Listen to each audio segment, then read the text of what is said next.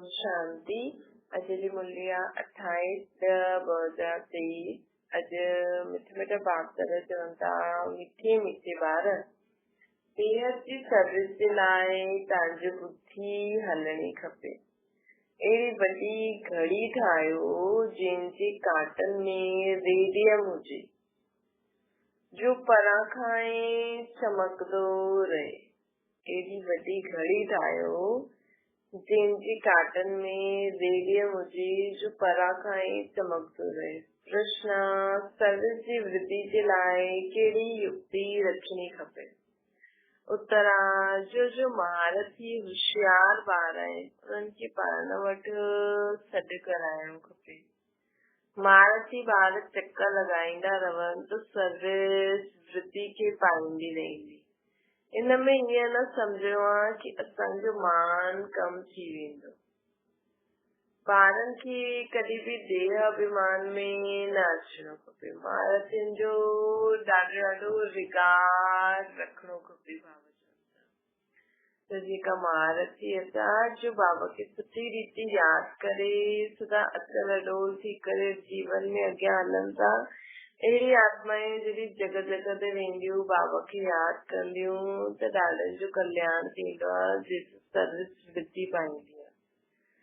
गीता, ये वक्त वञे थो। ओम शांति। घड़ी जो नाम ॿुधो त बेहद जी घड़ी यादि अची वेंदी आहे न। इहा बेहद जी घड़ी आहे। हिनमें सॼी बुद्धि, हिनखे सॼी बुद्धि सां सम्झण जी ॻाल्हि आहे। इनमें सॼी ॻाल्हि बुद्धि सां सम्झण जी ॻाल्हि आहे। बेहद जी घड़ी छा हूंदी आहे उनखे सम्झण जे लाइ पंहिंजी बुद्धि जो कमु वठो। उन्हनि खां बि वॾो कांटो, उन्हनि में बि वॾो कांटो ऐं नंढो कांटो आहे।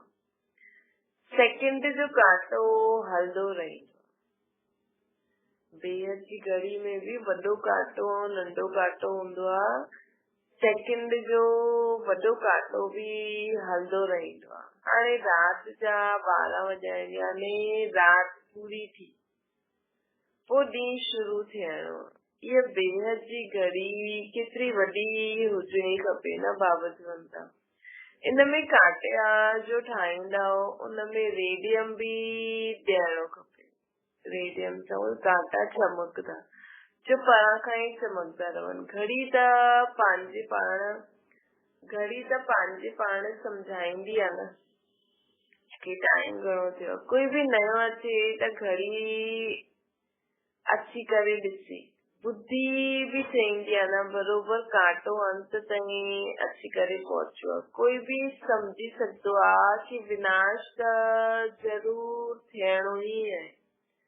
पोइ इहा सतयुग जी आदि आहे। सतयुग में ॾाढी थोरी आत्मायूं हूंदियूं त एतिरी सभु आत्मायूं ज़रूर वापसि वेंदियूं न। चित्रनि ते सम्झाइणो ॾाढो सहज आहे।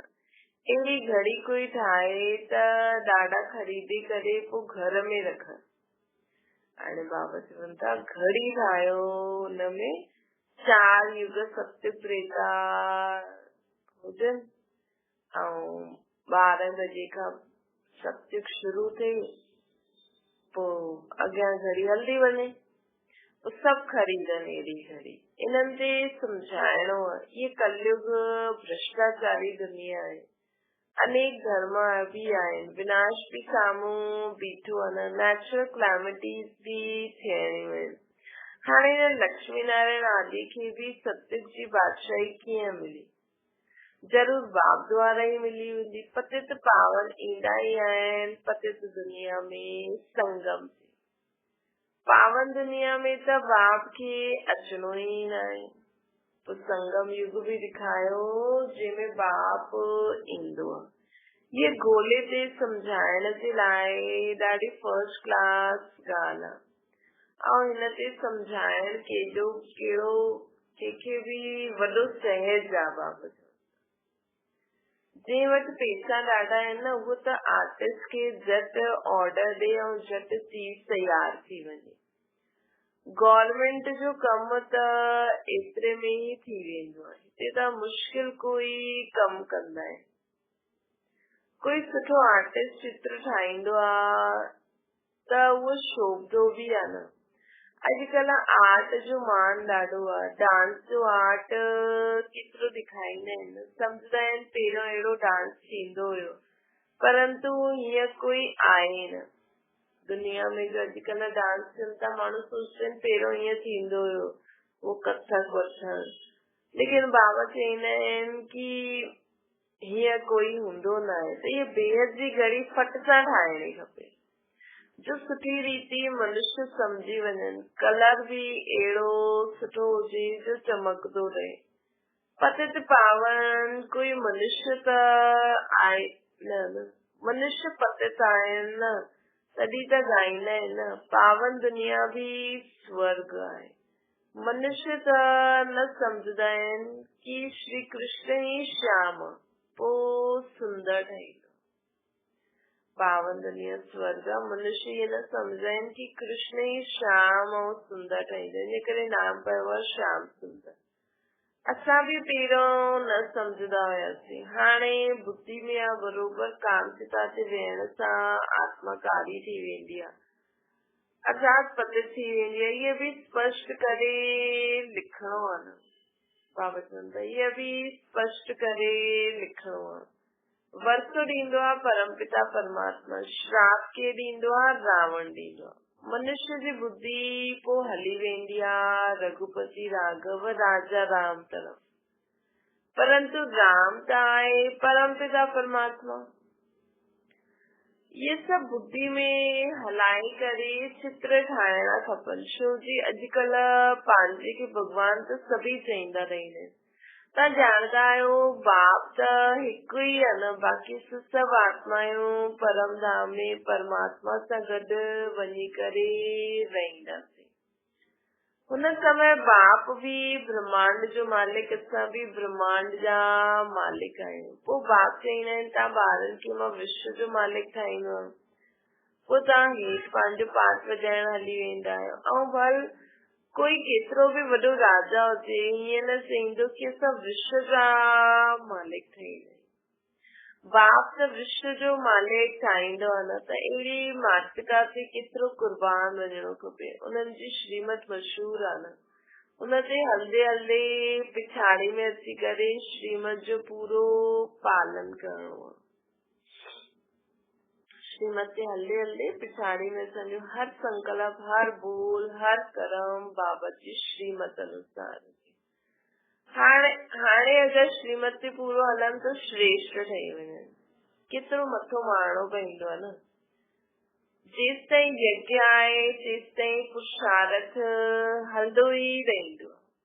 ये रुद्र ज्ञान यज्ञ आहे न, उहो भी रुद्र यज्ञ कंदा आहिनि शांति जे लाइ, उन्हनि सां त शांति न थींदी आहे। बाप जो त हिकु ई यज्ञ आहे जंहिंमें सॼी सृष्टि जी पुराणी सामग्री स्वाहा थी वेंदी आहे ऐं सेकेंड में जीवन मुक्ति मिलदी आहे।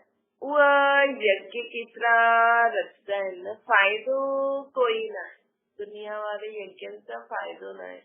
तव्हां ॿार आहियो, नॉन वायलेंस, पवित्रता बगैर स्वर्ग में वञी न सघो। ये पिछाड़ी जो समय आहे न, पर दुनिया भ्रष्टाचारी रावण जी दुनिया है। 100% अपवित्रता, अशांति, दुखी, रोगी है ना, ये सब लिखणो पए।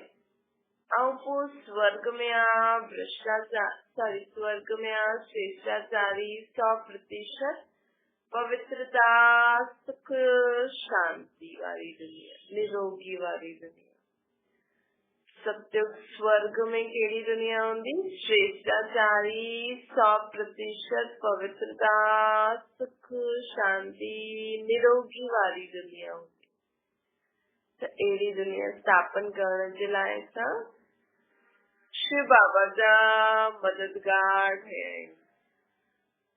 उहा आहे रावण जो श्राप, इहो आहे शिव बाबा जो वरसो। भ्रष्टाचारी दुनिया है रावण जो श्राप, श्रेष्ठाचारी दुनिया है शिव बाबा जो वरसो। पूरी लिखत हुजणी खपे। भारत पालन फलाने समय खां फलाने समय ताईं श्रेष्ठाचारी हुयो, पोइ फलाने समय खां फलाने समय ताईं भ्रष्टाचारी ठहियो। लिखत अहिड़ी हुजे जो ॾिसण सां सम्झी वञे। समझाइण सां बि बुद्धि में नशो चढ़ंदो। जॾहिं असां कंहिंखे ज्ञान ॾींदा आहियूं न त बरोबर बुद्धि में नशो चढ़ंदो आहे। छो जी जॾहिं सम्झाईंदा आहियूं त मनन करे सम्झाईंदा आहियूं त मनन कंदा आहियूं त नशो त चढ़ंदो न। इन करे ज्ञान ॿुधाइणो खपे। इहे धंधे में ई रहण सां पोइ प्रैक्टिस थी वेंदी आहे। उहा सर्विस 8 घंटो कंदा आहियूं त इहे बि 8 घंटा सर्विस करणी खपे बाबा जी। घर जो काम काज 8 घंटा या कोई भी धंधो कंदा 8 घंटा 8 घंटा आराम करो, बाक़ी 8 घंटा बाबा चवंदा मुंहिंजी सर्विस करो। सेंटर ते ॿार जो आहिनि हुनमें बि नंबरवार हूंदा आहिनि। कोई त सर्विस कंहिंखे ॾाढो सर्विस जो शौक़ु हूंदो आहे त पोइ हेॾे होॾे वेंदा आहिनि सर्विस करण, जाते जाते भॼदा रहंदा आहिनि। जे कोर्स कराइनि, प्रदर्शनी ते सम्झाइनि, चित्र सम्झाइनि, मुरली ॿुधाइनि, योग कराइनि, बाबा जो भोग ठाहिण। सेंटर ते बि ॾाढी सर्विस हूंदी आहे न त कई ॿारनि खे शौक़ु हूंदो आहे त ॾाढी सर्विस कंदा आहिनि। कोई त हिकु जॻह ते आराम सां वेही रहंदा आहिनि। पोइ हुननि खे ऑलराउंडर न चईंदासीं। जेका हिकु जॻह आराम से वेही रहंदा आहिनि उन्हनि खे ऑलराउंडर न चईंदासीं। महारथियुनि खे त कुझु सम्झंदा ई न आहिनि त सर्विस बि ढिली पइजी वेंदी आहे। ॾाढनि खे पंहिंजो अहंकार ॾाढो हूंदो आहे। असांजो मान थिए, ॿियो कोई ईंदो त असांजो मान घटि थी वेंदो। इहे न सम्झंदा आहिनि कि महारथी त मदद कंदो आहे न। ॾिसो बाबा जो कोई बि ॿार न हुननि में कोई न कोई गुण ज़रूर हूंदो।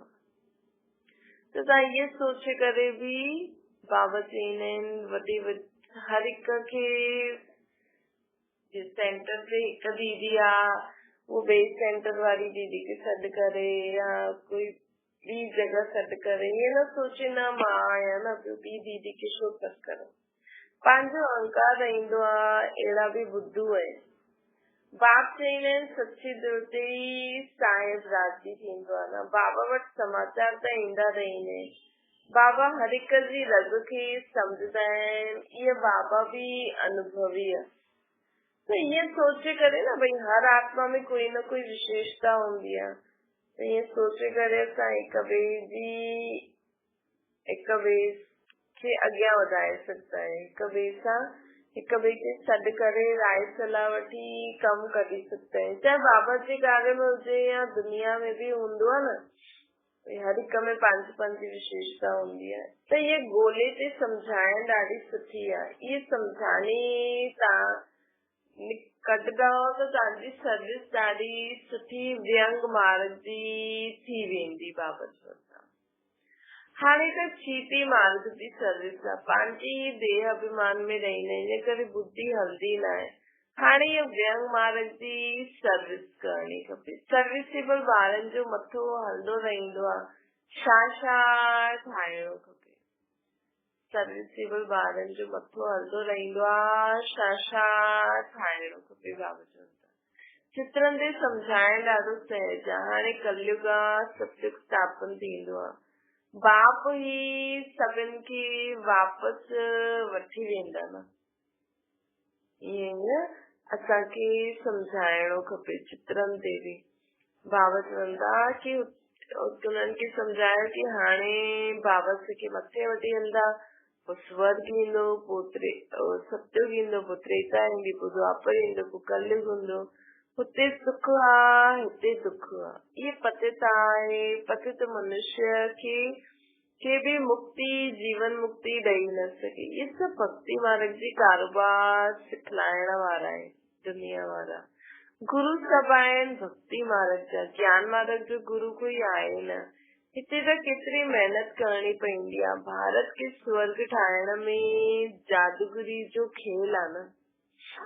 भारत खे स्वर्ग ठाहिण में जादूगरी जो खेल आहे। इन करे उनखे जादूगर बि चईंदा आहिनि। श्री कृष्ण खे कॾहिं जादूगर न चईंदा।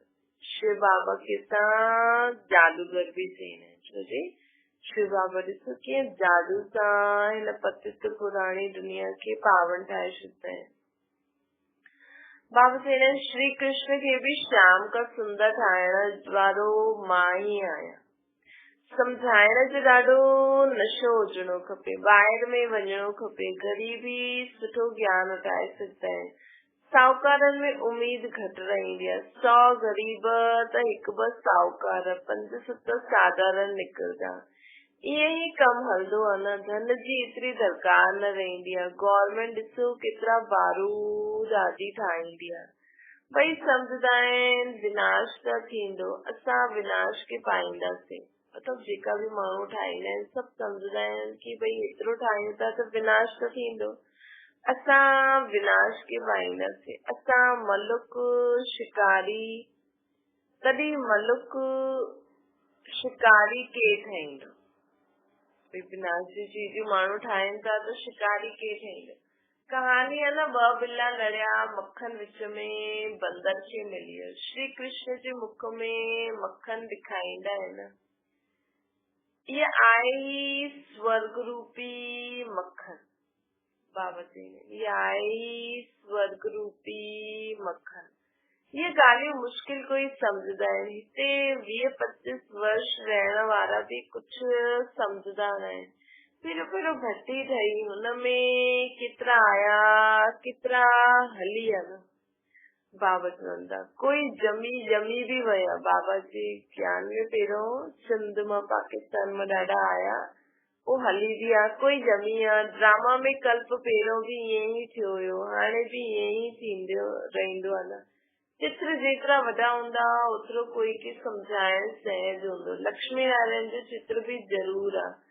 झाड़ सां पतो पवंदो आहे भक्ति कल्ट कॾहिं खां शुरू थींदो आहे। भई चित्रनि में त भ्रष्टाचारी श्रेष्टाचारी दुनिया, लेकिन झाड़ खां पतो पवंदो आहे भक्ति कॾहिं खां शुरू थींदी आहे। अॼु बाबा झाड़ ऐं चक्कर जी चित्र में जे बारे में सम्झाइनि था। ब्रह्मा जी राति 2 युग, ब्रह्मा जो ॾींहुं 2 युग। मनुष्य तो सम्झंदा न आहिनि, पोइ चईंदा आहिनि ब्रह्मा त सूक्ष्म वतन में आहे, परंतु प्रजापिता त ज़रूर हिते ई हूंदो न। केतिरी गुह्य राज आहिनि जो शास्त्रनि में त आहिनि। मनुष्य सभु उल्टा चित्र ॾिसंदा आहिनि, उल्टो ज्ञान ॿुधो अथनि। ब्रह्मा खे कॾहिं भी बुझायूं, ॾाढी बुझायूं ॾेई छॾी अथनि। ब्रह्मा खे भी ॾाढी बुझायूं ॾेई छॾी अथनि। ये जो भी शास्त्र आदि आहिनि उहे सभु भक्ति मार्ग जी सामग्री आहे। ये कॾहिं खां शुरू थींदी आहे दुनिया न ॼाणदी आहे। मनुष्य भक्ति केतिरी कंदा रहंदा आहिनि, सम्झंदा आहिनि भक्ति बगैर भगवान न मिली सघंदो। ये सम्झंदा आहिनि न मनुष्य भक्ति बगैर भगवान न मिली सघंदो, सम्झंदा आहिनि। लेकिन जॾहिं पूरी दुर्गति थी वेंदी आहे तॾहिं भगवान मिलंदो सदगति जे लाइ। थींदे न, जॾहिं भक्ति पूरी थींदी आहे तॾहिं भगवान मिलंदो आहे। ये हिसाब किताब असां ॼाणदा आहियूं। अधु कलाक खां भक्ति शुरू थींदी आहे, अधु कलाक खां भक्ति शुरू थींदी आहे। बाप चईंदा आहिनि ये वेद उपनिषद आदि यज्ञ तप आदि सभु भक्ति मार्ग जा आहिनि। ये सभु ख़त्म थियणा आहिनि हाणे। सभिनि खे कालो कारो ठहिणो ई आहे, पोइ गोरो मां अची करे ठाहींदो आहे। बाप चईंदा आहिनि मां कल्प जे संगम युगे ईंदो आहे, न कि युगे ईंदो आहे। ॾेखारींदा आहिनि कच्छ अवतार, मत्स्य अवतार, परशुराम अवतार, ये भगवान जे अवतार आहिनि। पोइ पत्थर बुद्धि में, पत्थर पित्तर में भगवान कीअं थी सघंदो आहे? अगर तव्हां चओ था कच्छ मत्स्य अवतार आहे त कच्छ मत्स्य त जिंदा हूंदा आहिनि न, त पत्थर पित्तर में कीअं भगवान थी सघंदो आहे? हिकु ॻाल्हि था चओ। मनुष्य केतिरा बेसम्झ थी विया आहिनि। बाप अची करे केतिरो समझदार ठाहींदा आहिनि, बाप अची करे केतिरो समझदार ठाहींदा आहिनि। महिमा भी करणी पए। परम पिता परमात्मा ज्ञान जो सागर आहे, पवित्रता जो सागर आहे न। श्री कृष्ण जी महिमा न आहे। श्री कृष्ण जे भगत पोइ श्री कृष्ण जे लाइ चई ॾींदा आहिनि कि वो सर्वव्यापी आहे। जाते ॾिस कृष्ण ही कृष्ण, राधे राधे, केतिरो चटक पईंदा आहिनि। उन्हनि खां कॾहिं कॾहिं को भाव जो परिचय ॾींदा आहिनि। सभी आत्मायूं भाव आहिनि, सभी फादर थोड़ी थी सकता है, पोइ याद के करो। गॉड फादर जा ॿारनि खे याद कंदा आहिनि। गॉड फादर जे ॿारनि खे याद करण सम्झाइण वारो भी बेहद जी बुद्धि वारो खपे।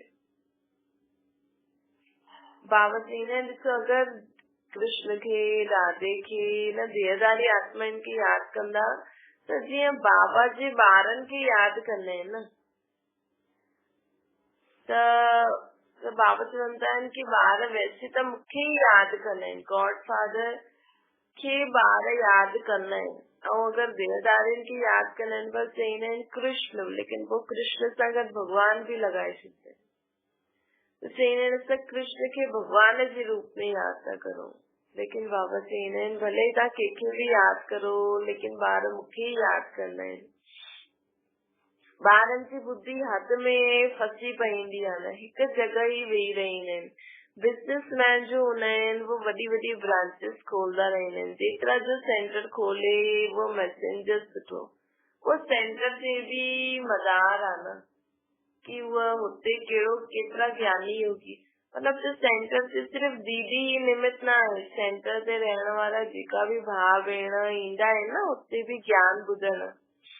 समझो सेंटर ते जो भी माताऊं भेणियूं भाउ ईंदा, वो जेतिरो सुठी रीति बाबा खे याद कंदा ओतिरो सेंटर जी भी वृद्धि थींदी आहे। बाबा चईंदा आहिनि न कि अगरि सेंटर ते कोई होशियार ॿार ईंदो हुजे ऐं साम्हूं वारी टीचर एॾी उहा न हुजे त बाबा उन द्वारा भी उन होशियार ॿार खे अॻियां रखंदो आहे।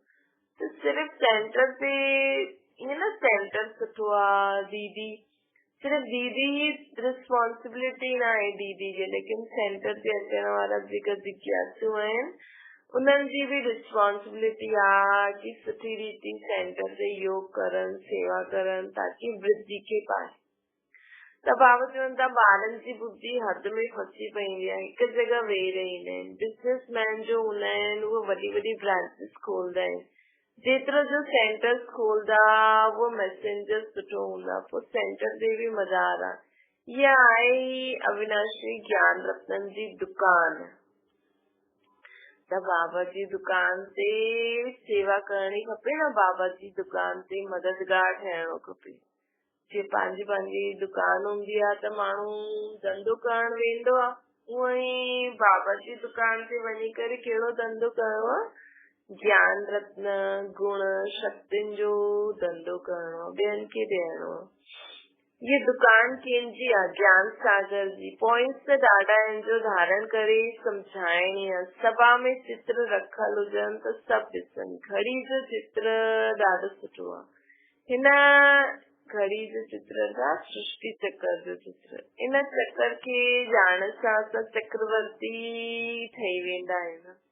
स्वदर्शन चक्रधारी ठहिणो आहे। घड़ी ते सम्झाइण ॾाढो सहज आहे। केतिरा पुराणा ॿार लाइक ई न ठहींदा आहिनि, पंहिंजे खे मियां मिटू सम्झी करे वेंदा आहिनि, फालतू ख़ुशि थींदा आहिनि, सर्विस न कंदा आहिनि त केरु सम्झंदा कि इहे दानी आहे। दान भी अश्वरियन जो करणो खपे या 5 पैसे जो करणो खपे। ये चित्र अंधनि जे अॻियां आईनो आहे। आईने में पंहिंजो मुख ॾिसंदा आहिनि। पहिरियों बंदर जी शक्ल हुई, हाणे मंदिर जी शक्ल ठहे थी। त चक्कर जो चित्र जे अॻियां सम्झाईंदासीं त चईंदासीं न भई पहिरियों असां कलयुग में बंदर लाइक़ हुयासीं, सीधा तथा संस्कार बंदर जीअं हुया। हाणे असां मंदिर जहिड़ा था ठाहियूं। मंदिर में रहण लाइक़ ठहिण जो पुरुषार्थ करणो आहे। हाणे असांखे छा करणो आहे? मंदिर में स्वर्ग रूपी मंदिर में वञण जे लाइ, रहण जे लाइ स्वयं खे मंदिर लाइक़ असां दैवी गुण संपन्न ठाहिणो आहे। ये पतित दुनिया है, वो पावन दुनिया है जो श्री बाबा स्थापन करनि था न। जो श्रीमत ते न हलंदा उन्हनि जी बुद्धि में कॾहिं धारणा न थी सघंदी। बाप चईंदा आहिनि प्रतिदिन तव्हांखे गुह्य ॻाल्हियूं ॿुधाईंदो आहे त ज़रूर ज्ञान जी वृद्धि थींदी वेंदी आहे न। इन करे रोज बाबा जी मुरली ॿुधणी खपे। रोज बाबा नई नई ॻाल्हियूं ॿुधाईंदा रहनि। कोई प्रश्न उठाईंदो आहे, 8 भाषायूं कीअं हलंदियूं, हिन हिसाब सां एतिरी भाषायूं हुजणियूं खपनि। बाप चईंदा आहिनि तव्हां माण्हू हिननि ॻाल्हियुनि में छो था वञो, भई असां पुरुषारत कंदा रहूं, पोइ अॻियां वञी जेतिरी बुद्धि खुलंदी वेंदी आहे न, उहो असांखे सम्झ में ईंदो वेंदो कि एतिरी भाषा हलंदी। पहिरियों बाप उन्हनि जे वर्से खे यादि करो, हुतां जी जो रस्म रिवाज हूंदी उहा हलंदी ईंदी। ॿार जंहिं रीति सां पैदा थींदा उन रीति सां ई थींदा न, तव्हां छो हिन में वञो था, विकार जी ॻाल्हि मुख सां छो लाहींदा आहियो, विकार जी ॻाल्हि मुख ते छो लाहींदा आहियो। ये चित्र कंहिंखे सौगात बि ॾियणो ॾाढो सुठो आहे। ये चित्र गॉडली गिफ्ट आहे।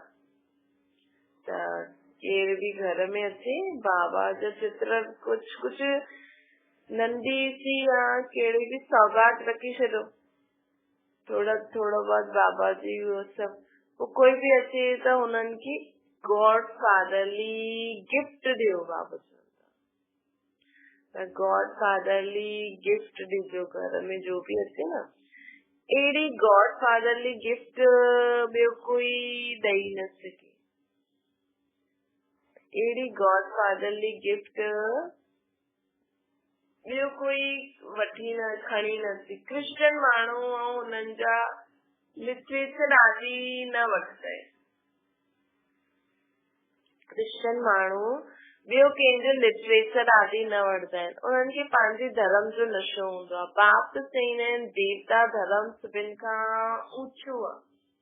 उहे सम्झंदा आहिनि कि असांखे हिन क्रिश्चियन सां ॾाढो पैसो मिलंदो आहे, उहे सम्झंदा आहिनि कि असांखे हिन क्रिश्चियन सां ॾाढो पैसो मिलंदो आहे, परंतु इहे त ज्ञान जी ॻाल्हियूं आहिनि न।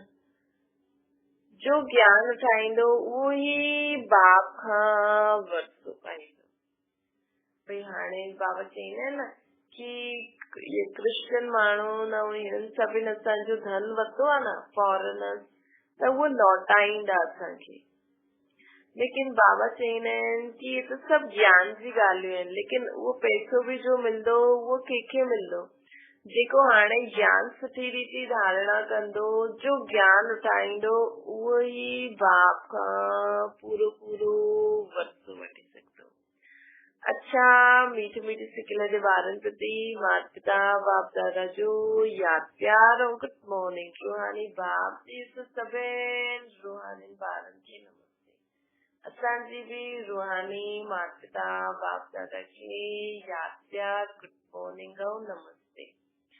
धारणा जे लाइ मुख्य सार, विश्व जो मालिक ठहण वारे माता पिता ते दिल सां कुर्बान वञणो खपे, उन्हनि जी श्रीमत ते सुठी रीति हली श्रेष्ठ ठहिणो।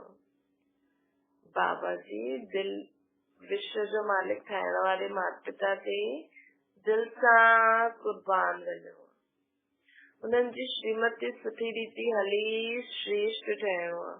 पंहिंजी दिल सदा सच्ची रखणी आहे। ॿियो आहे पंहिंजी दिल सदा सच्ची रखणी आहे, अहंकार में न अचिणो आहे, ऐश्वर्यनि जो दान करणो आहे, ज्ञान दान करण में महारथी ठहिणो आहे। ॿियो आहे इन में अॻियां आहे 8 घंटा ईश्वर सर्विस जरूर करणी है, चाहे मन सां करो, चाहे वाचा करो, चाहे कर्मणा करो। कंहिं भी रीति असांखे 8 घंटा बाबा जी यादि रहे। वरदान सर्व प्राप्तियुनि जी अनुभूति द्वारा माया की विदाई ॾियण वारा, माया की विदाई ॾेई बधाई पाइण वारा खुशनसीब आत्मा ठहो। बाबा चवनि था जंहिंजो साथी सर्वशक्तिवान बाप आहे, उन्हनि खे सदा ही सर्व प्राप्तियूं आहिनि। उन्हनि जे साम्हूं कॾहिं बि कंहिं प्रकार जी माया भी न अची सघे। जो प्राप्तियुनि जी अनुभूति में रहे, माया की विदाई ॾे, हुनखे बाप दादा द्वारा हर कदम में बधाई मिलती है।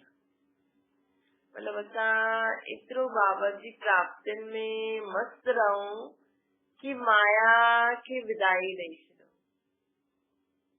त बाप दादा जी हर समय असांखे हर कदम ते बधाई मिलंदी। तो सदा इन्हें स्मृति में रहो कि स्वयं भगवान सा आत्मा इनकी बधाई दी है। कभी फिर ये सदा प्राप्ति में मग्न रहना हो माया की विदाई रही है।